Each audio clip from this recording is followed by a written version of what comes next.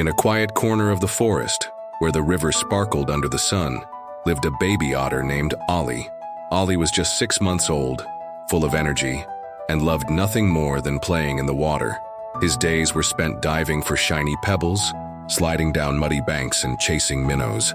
But Ollie had a secret. He often felt lonely. The other otters were older and didn't always want to play with him.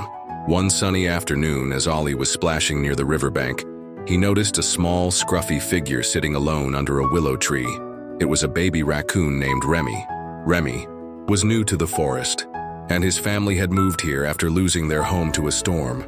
Remy was shy and unsure of himself, and the other animals didn't seem to notice him. He spent his days sitting by the water, watching the ripples but never joining in.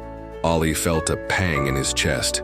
He knew what it was like to feel left out, but every time he tried to approach Remy, the little raccoon would shrink back, his eyes wide with uncertainty. Days passed, and Ollie couldn't stop thinking about Remy. He wanted to help, but he didn't know how.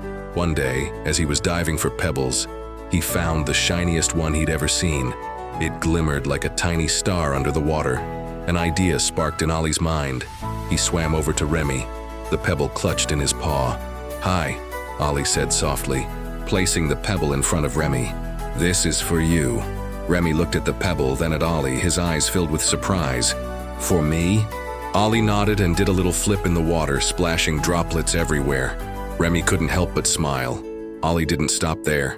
Every day he brought Remy something new, a smooth stick, a feather, a shiny leaf. Slowly, Remy began to open up. He started to laugh at Ollie's silly antics and even dipped his paws in the water.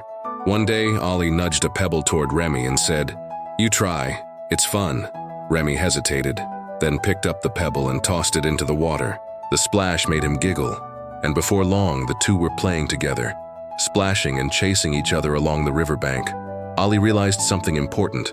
Sometimes, all someone needs is a little kindness and the gift of play to feel like they belong. From that day on, Ollie and Remy were inseparable. They explored the forest together, shared stories, and even taught each other new games. Remy's smile grew brighter, and Ollie no longer felt lonely. The other animals noticed the change too.